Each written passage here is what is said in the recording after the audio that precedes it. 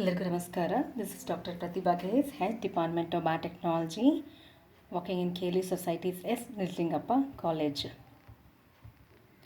Today I'll be dealing third year paper 7 and 8. So the question paper in that plant biotechnology questions have taken here.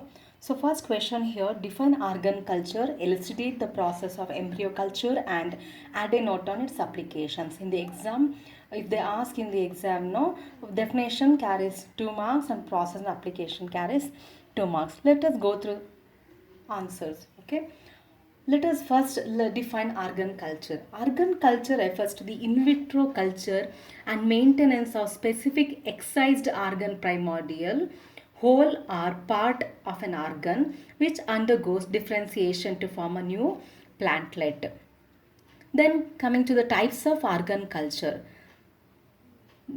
They are categorized into two types based on the nature of the plant body. Based on the nature of the plant body, we are categorized into two types. First part is vegetative part and second part is reproductive part. If you take any plant, you will be able to differentiate that one into vegetative part and the reproductive part. Vegetative part means you can say for example root region, leaf, shoot tip, then axillary bud, primordial region, apical region, meristematic. So all that which comes under the vegetative part. Reproductive part, for example, you can also consider here the complete flower, isolated flower or ovule or embryo or anther or pollen or fruit or seed. All these which comes under the category of reproductive part. So what are the different examples we have categorized here for the vegetative part and reproductive part? You can also tell that if you have taken the root region means you can say root culture. Leaf region if you have taken means leaf. In leaf culture you will not take the entire leaf. You will go for leaf disc culture. So you can say that one is leaf disc culture. And even shoot tip culture, apical meristem, right, and axillary bud culture, like that. Reproductive part, we have flower culture, even we have ovule culture, ovary culture, endosperm culture, embryo culture, anther culture, pollen culture, so on so forth. Then embryo culture. What is embryo culture? The culture of embryo at different stages of development aseptically under controlled conditions on a nutrient medium known as embryo culture. Let us study the different types of embryo culture. Depending on excised part chosen for the growth and development, embryo culture is categorized as follows. We can go for the culture of mature and intact seed embryo, culture of surgically dissected embryo, culture of immature embryos or pro-embryos, culture of intact seed containing undifferentiated embryo, culture of non-viable or abortive embryos, or culture of adventitious embryos from polyembryonic seeds. So these are the different types of embryo culture. So while studying all these embryo culture, even we'll study the significance of this particular embryo culture, and also we are going to study the biological concepts. Now let us understand the different types of culture here in the pictorial representation. In this pictorial representation, the first one I have given here, this is culture of adventive embryos from polyembryonic seeds. As the name suggests here, polyembryonic seed. Many embryos can be seen in this particular polyembryonic seeds. For example, citrus fruit. Next one I have given here B. That B is culture of mature and intact seed embryo. While studying embryo culture, we need to understand when the embryo is in mature condition, what kind of chemical components they require, how that will generate. To study that particular concept, we'll go for culture of mature and intact seed embryo. And third one is here the culture of dissected embryo. That is culture of surgically dissected embryo. Whenever you take an embryo, you will be able to differentiate that part into plumule and the radical, right? So to understand the association of the plumule and radical, and also in the absence of cotyledon and in the absence of endosperm, how this embryo will grow, to understand that particular concept, we are going to do here culture of dissected embryo, culture of surgically dissected embryo. Okay, next one is culture of immature embryo or pro-embryos. In the early stage or in the pro-embryonic condition, how this embryo will grow in the in vitro condition. What are the different kind of chemical components they require in the culture medium. So understand that particular concept. We are doing here again culture of immature or pro-embryos.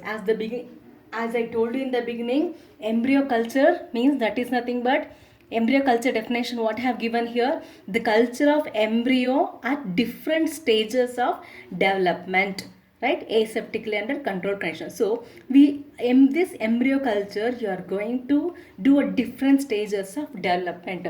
So according to that, at different stages of their development we are studying this embryo culture.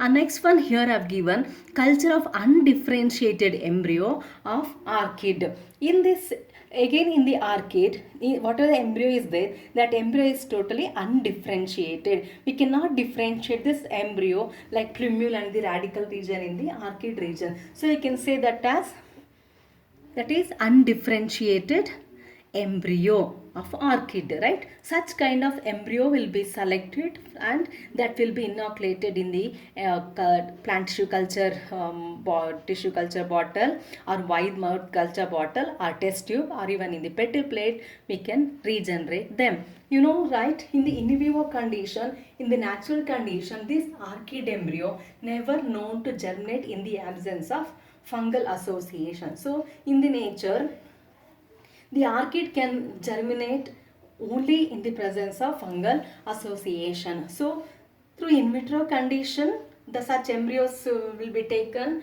and that embryo, whatever they require the fungal chemical components, that will be provided in the form of chemicals as a nutrients. And the last one, most important one, is culture of abortive or inviable embryos. So this is the last method, culture of inviable or non-viable or abortive embryos. When we are getting this non-viable or abortive embryos means when you cross the two different types of plants, right, inter or intra-species plants, when you cross due to some incompatibility process, what is the embryo which is formed, that embryo is further unable to give any kind of germination. Germination won't be possible because of the incompatibility of the species, right? That time, that embryo in the in vivo condition, in the natural condition, what happens, that embryo will abort, or that embryo will undergo non-viable condition or inviable condition. In that case, what happens, we'll be losing that particular embryo. We won't be getting that further hybridized plant, right? Hybrid plant you won't be able to get. So such embryos which are going to abort, those embryos which are obtained from the hybridized plant, those embryos will be chosen, and that will be regenerated in this tissue cultured bottle, right? In tissue culture bottle, why they will be able to grow? In the tissue cultured bottle, we are providing all the nutrients that is responsible for the germination of the embryo. Usually embryo with nourishment will get through the endosperm. So through this embryo culture will also give us the information and biological concept to study about the association of embryo with the cotyledon, association of embryo with the endosperm, will be able to understand. In vitro condition, without the association of this endosperm and the cotyledon, this embryo will germinate in the tissue culture, that is in vitro condition. It means whatever that embryo requires getting the nutrients from the endosperm cotyledons, all that chemical components will be provided in the tissue cultured bottle or this particular nutrient medium, right? So when you are studying this particular culture of abortive or inviable embryos, you can also keep in your mind, you can say here embryo rescue. It means when you are protected that embryo from the abortion, means those abortive embryos you are protected and you are regenerating in the in vitro condition, means we'll say here the terminology embryo rescue. You have rescued that particular embryo from the abortion. So here you can also think about the embryo rescue. Now, the same summary of all the different types of embryo culture. We have studied culture of immature and intact seed embryo, culture of surgically dissected embryo, right? To understand the different segments association, how they will grow on the nutrient medium, culture of immature embryos or early developmental stage embryo before cotyledon formation. Such kind of embryo will be chosen and checked how they will regenerate. Culture of intact seed containing undifferentiated embryos of the orchids.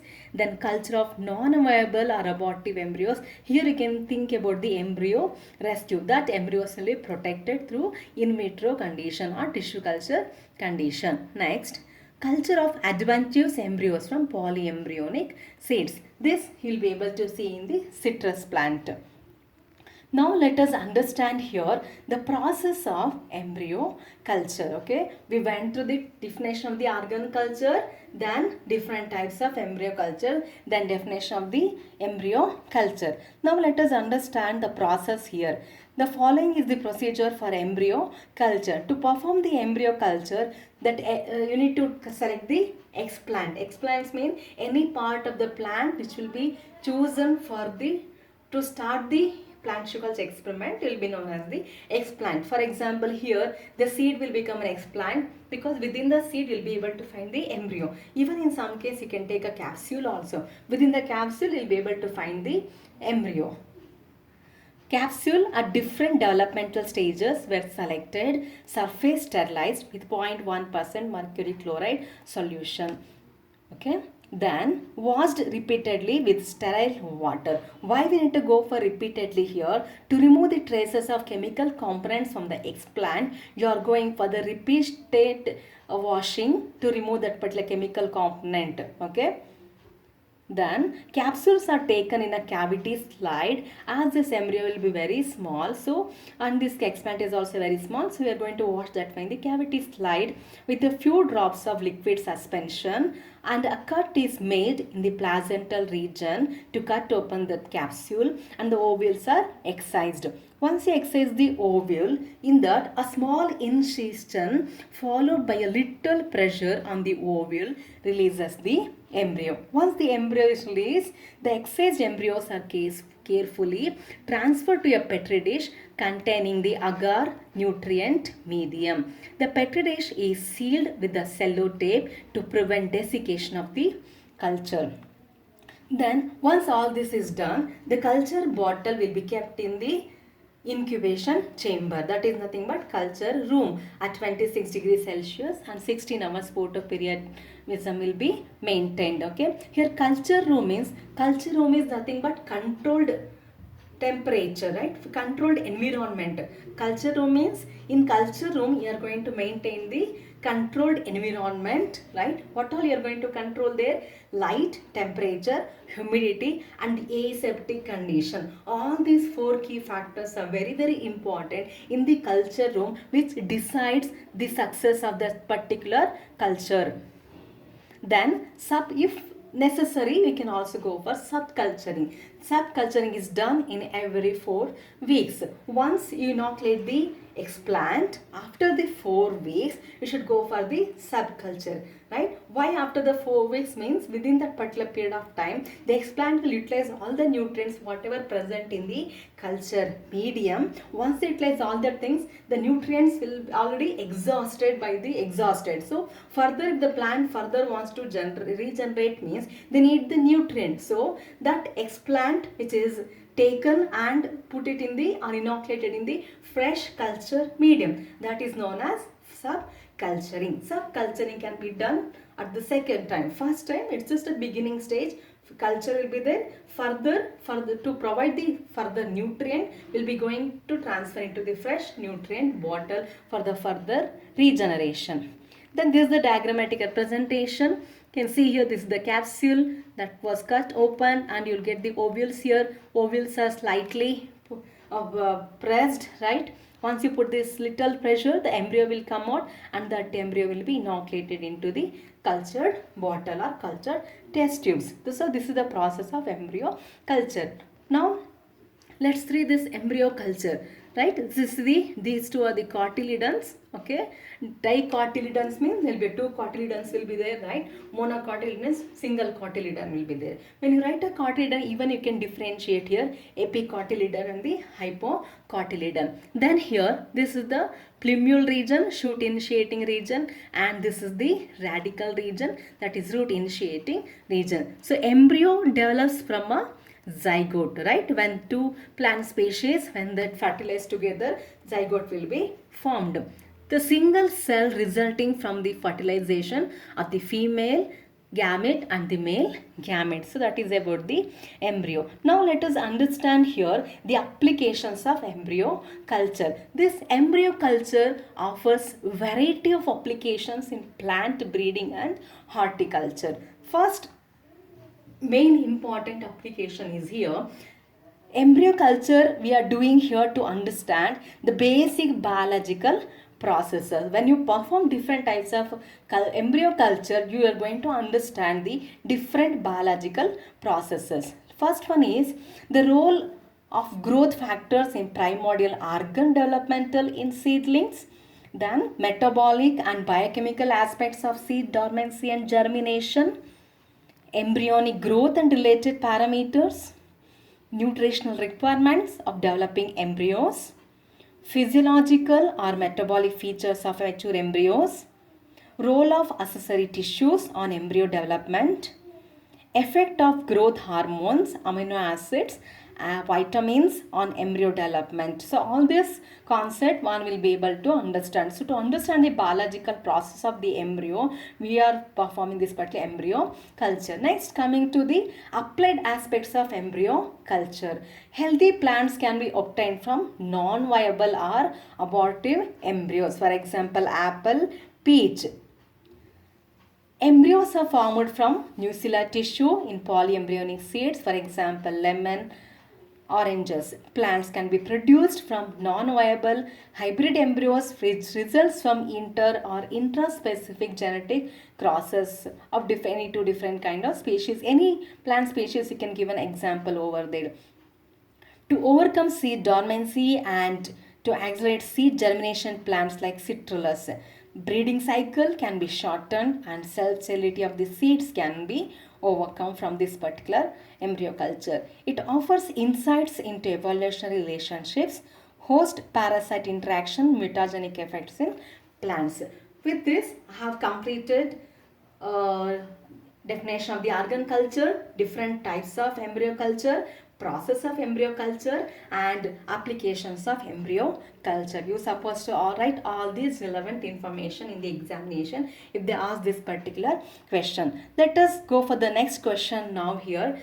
The next question is distinguish between in vivo and in vitro fertilization. Okay, let us understand here. In vivo means that is within the host. Okay, in vitro means within the laboratory or within the glass wall cell, that as a in vitro. Let us understand the difference here. One of the under in vivo, one of the male gamete fuses with female and another male gamete fuses with polar nuclei. The resultant products are embryo and an endosperm respectively, right? In vitro fertilization is the process of fusion of male gamete with a female gamete in the laboratory, that is aseptically. Aseptically means absence of sepsis, absence of contamination, right? This can also say in vitro test tube fertilization. Another difference, since the fusion are involved in a single ovule, it is known as double fertilization, a characteristic feature of an angiosperms. It involves single fusion of female and the male gamete. Next, post fertilization changes the ovary, the ovary becomes the fruit and the ovules into the seeds. The endosperm nourishes the developing embryo. Whereas here the post fertilization changes the ovary, the ovary becomes the fruit and ovules into the seeds. The nutrient media nourishes the developing embryo. It means our nutrient media will be acting like a endosperm, and also what are the cotyledon nutrition they require, everything that will be given by you the artificial nutrient medium. Drawbacks under in vivo, the process are governed by many external and internal factors. The pollination may fail, pollen to germinate on the stigma, growth of ovule and embryo may not be sufficient enough to affect the process incompatibility due to the genetic dissimilarities, right?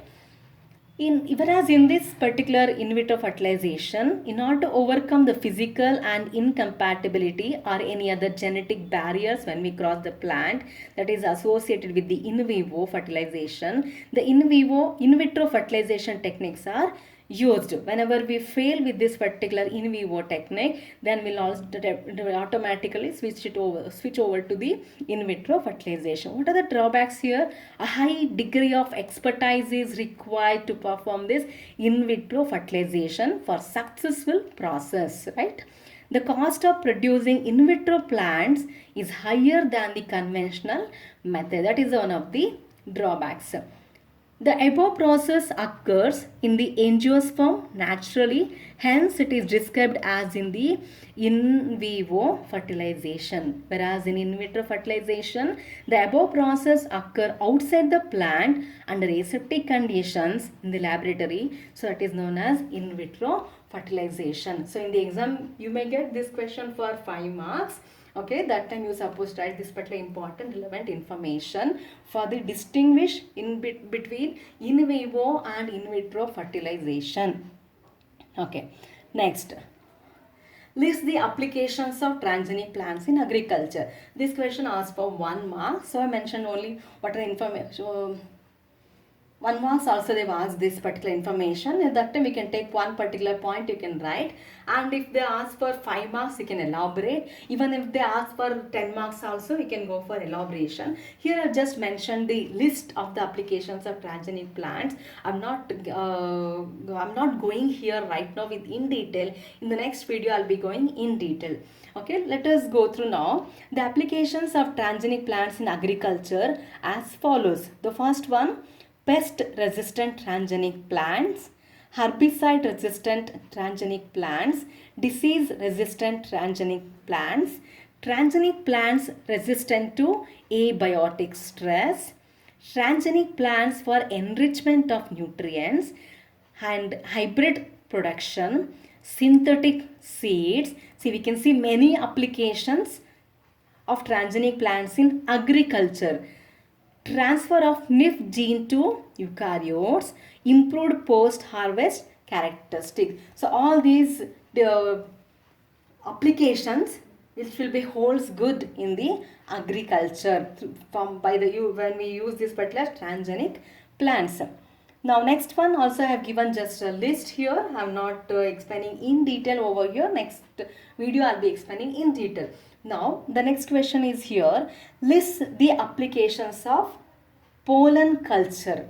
Okay, pollen you know better. Pollen which comes under the reproductive part of the plant system, right? That applications you're supposed to write it here. Haploid culture and its use in cytological studies. Second point, study of genetic characters using haploid or diploid homozygous plants. Next application, pollen culture or microspore culture helps on organogenetic studies from a single cell. Uses of genetic recombination in higher plants. Meiotic behavioral studies helps in understanding chromosomal duplication, and this is used in understanding phylogenetic relationship between the species. Generation of aneuploids using mutational studies for crop improvements. This is also one of the major application.